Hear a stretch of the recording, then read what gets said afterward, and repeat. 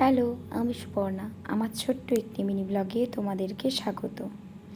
কাল ছিল শ্রাবণ মাসের চতুর্থ সোমবার। আগেই ভেবেছিলাম যে বাকি সোমবারগুলোতে খিচুড়ি, ডালিয়া এইসব করে খেয়েছি।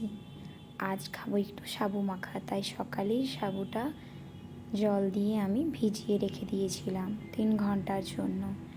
তারপর স্নান টান সেরে নিয়ে পুজোর জোগাড় সব করে ফল টল কুচিয়ে নিয়ে ঠাকুরকে পুজো দিতে বসে পড়েছিলাম। তোমরা অনেকেই আমাকে মেসেজ করছিলে ভিডিও কেন আসছে না রেগুলার। আমার শরীরটা একটু খারাপ ছিল, তাই ভিডিওটা দিতে পারছিলাম না। তোমরা আমার গলা শুনে বুঝতেই পারছো।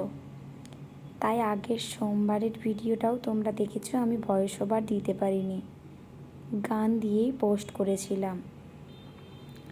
এইবার ভাবলাম যে একটু গলাটা ভালো আছে, তাই তোমাদের সাথেও ভিডিওগুলো শেয়ার করি। এবার রেগুলার ভিডিও আসবে। আমার ভিডিওটা কেমন লাগলো তোমরা জানিও। আমার ভিডিও যদি তোমাদের ভালো লেগে থাকে, লাইক, কমেন্ট, শেয়ার এবং আমার পেজটিকে ফলো করে আমার পাশে থেকো। সাবুটা ঠিকঠাকভাবে রেডি হয়ে গেছে, তাই ভাবলাম যে এবার সাবুটা মেখে নিই। সাবুর জলটা ফেলে দিয়ে তাতে একটা কলা টুকরো টুকরো করে কেটে নিয়ে দিয়ে দিলাম।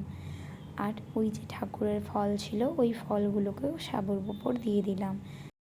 আর দিয়েছিলাম আমুলের এই দুধটা, দিয়েছিলাম 1 টুকরো মাখা সন্দেশ আর 2 চামচ দই।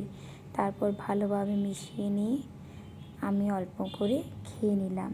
ভিডিওটা কেমন লাগলো জানিও। তবে আজকের মতো আসি, টাটা।